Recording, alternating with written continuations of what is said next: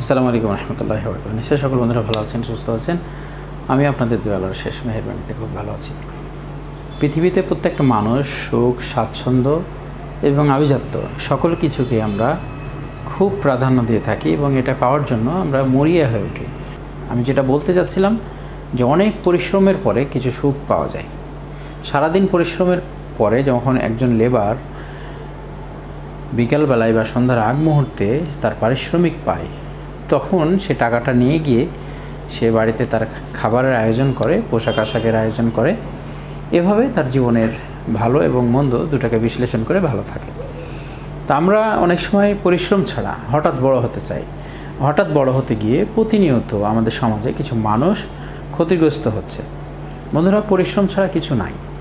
একটা সহজ বিষয় সেটা বলি, কিছু মানুষ আছে যারা শারীরিক পরিশ্রম করে, এরা সর্বাপেক্ষা সুস্থ ব্যক্তি। আমি দেখেছি আমাদের সমাজে যারা কঠোর পরিশ্রম করে, শারীরিক শ্রম, সেটা হতে পারে লেবার শ্রেণীর, হতে পারে মিস্ত্রি, যারা হাড় ভাঙা পরিশ্রম করছে, গ্রামের কৃষকরা, দেখবেন যে তারা সুস্থ, বড় ধরনের কোনো অসুখ নেই। আর আমরা যারা পরিশ্রম করছি না, মেধা খরচ করছি, আমাদের শরীরে অনেক অসুখ। তো আসলে বিষয়টা হচ্ছে কি, সেই ব্যক্তিটা সারাদিন হাড় ভাঙা পরিশ্রম করে আর রাত্রে তার ঘুমটা হয় প্রশান্তির, এবং সে সারা জীবনে যখন অসুস্থ না হয় তখন সে কিন্তু সুখী। আর আমরা সুখগুলোকে একটু আলাদাভাবে বিবেচনা করি অনেক সময়, যার কারণে আমরা অসুখী। আর শহরের একজন মানুষ অনেক টাকার মালিক, হাড় ভাঙা পরিশ্রমও করে না, আর স্বাভাবিক জীবন যাপনের জন্য, চলাফেরার জন্য গাড়ি ব্যবহার করে এবং শারীরিক শ্রম হয় না। কিন্তু আমরা আবার অনেক সময় টাকা দিয়ে শ্রম কিনতে যাই জিম অথবা জিমনেশিয়ামে, যেখানে ব্যায়াম করা হয়।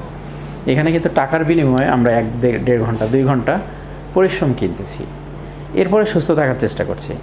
তো এগুলো আসলে বোঝার বিষয়। যাই হোক, মোবাইল রিপেয়ারিং সেক্টর এটাও কিন্তু সমুদ্রের মতো। এখানে সারাদিন আপনি হার্ডওয়ার্কিং করবেন, ঘাম ঝরাবেন, যেখানে আপনার চেহারা, শরীর কোনো কিছুই ঠিক থাকবে না।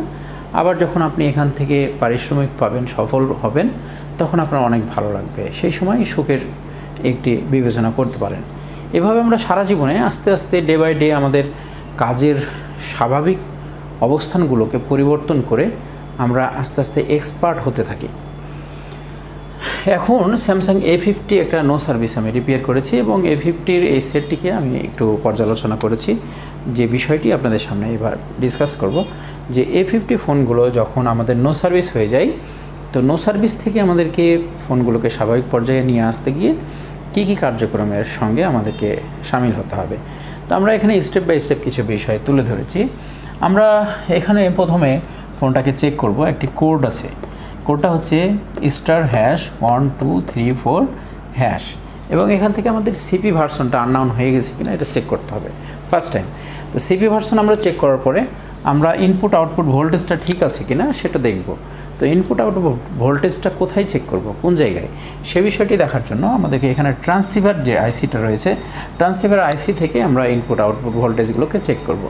এরপরে হচ্ছে আমাদের অসিলেটরের সমস্যা থাকতে পারে, অসিলেটরটাকে আমাদের চেক করে দেখব। এখন আসুন যে আমাদের এখানে যে আইসিটা এঁকে রেখেছি, এটা হচ্ছে ট্রান্সসিভার। আর এখানে আমি কিছু ওয়েজ তৈরি করেছি, যে ওয়েজটা আপনাদেরকে এই মুহূর্তে ক্লিয়ার করার চেষ্টা করছি। এখানে দেখুন একটা ওয়েজ আছে, এই ওয়েজ থেকে আমরা এখানে প্যারালাল সিস্টেমে আমরা ক্যাপাসিটার দিয়েছি 1, 2 এবং লাস্টে এসে একটা ইন্ডাক্টর আছে, এবং এখানে আমাদের ভোল্টেজের সমন্বয় রয়েছে। এখানে আমাদের 1.2 ভোল্ট, যেহেতু একই ওয়েজের মধ্যে দুটি ক্যাপাসিটর রয়েছে, আমাদেরকে নো সার্ভিস হলে ফার্স্ট টাইম চেক করতে হবে *#1234#, যেখান থেকে আমরা সিপি ভার্সনটা চেক করব। এরপরে আমরা সরাসরি চলে আসবো আমাদের আউটপুট ভোল্টেজগুলো ঠিক আছে কিনা। তো আমরা 1.2 ভোল্টেজ আমরা দুইটা ক্যাপাসিটারে পাবো এখানে, এবং এটা সাধারণত চেক করতে হবে আমাদের ফোনগুলো অন অবস্থায়। ফোন যখন আমরা অন করব, অন করলেই কিন্তু আমাদের ভোল্টেজগুলো আউটপুট হবে এখান থেকে। আর আউটপুট করার জন্য আমাদের ট্রান্সসিভার যে আইসিটা আছে সেটা কাজ করছে। এখন আসুন, এরপরে আমরা আরও একটি ভোল্টেজ পাবো এই ওয়েজে, যে ক্যাপাসিটারটা রয়েছে এখানে 1.8 ভোল্টেজ পাবো। এটাও কিন্তু আমাদেরকে চেক করতে হবে ফোনটা অন করা অবস্থায়।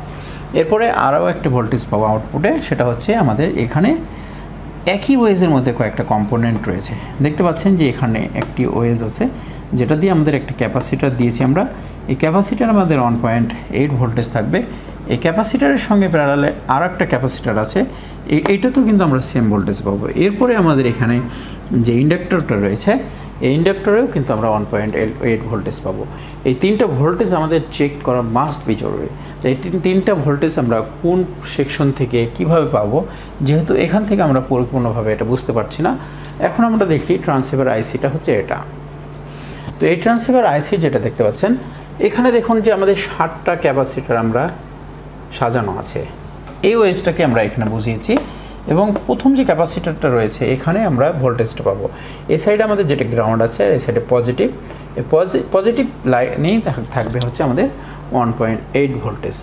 এরপরে আমরা যেটা বলছিলাম যে আমাদের 1.2 ভোল্টেজ, 1.2 ভোল্টেজের জন্য আমাদেরকে এই ওয়েজে আসতে হবে।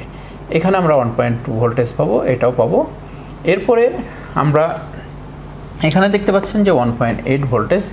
এখানে দেখুন ইন্ডাক্টর একটা কয়েল রয়েছে, এই কয়েলটা এই ক্যাপাসিটরের সঙ্গে প্যারালাল রয়েছে। এখানে আমরা 1.8 ভোল্টেজ পাবো, এখানে 1.8, এবং এটার সঙ্গে আমাদের সমন্বয় করা আছে উপরে কিন্তু আরও একটি ক্যাপাসিটার, যেটা হচ্ছে ডান সাইড থেকে 3 নম্বরের। এখানে দেখুন 1 2 3, এটার সঙ্গে আমাদের এটা প্যারালাল করা আছে। এই ক্যাপাসিটারেও কিন্তু আমরা 1.8 ভোল্টেজ পাবো। এই হচ্ছে বিষয়। এরপরে আমাদেরকে অসিলেটরে চলে যেতে হবে। তো অসিলেটরটা কোথায় রয়েছে সে বিষয়টা যদি আমরা দেখতে চাই, তাহলে আসুন আমরা দেখে নিই। আমাদের এখানে দেখতে পাচ্ছেন ছবিটা, অসিলেটর কিন্তু আমাদের এই প্যানেলের মধ্যেই রয়েছে পাওয়ার আইসির পাশে, এবং এই অসিলেটরটার কারণে অনেক সময় পাওয়ার ড্যামেজ হতে পারে। ফোন আমাদের দেখা যাচ্ছে স্বাভাবিক রিডিং আছে কিন্তু ফোনটা অন করতে পারছে না, আবার সেই অসিলেটরের কারণে আমাদের ফোনের নো সার্ভিস ইস্যু আসতে পারে।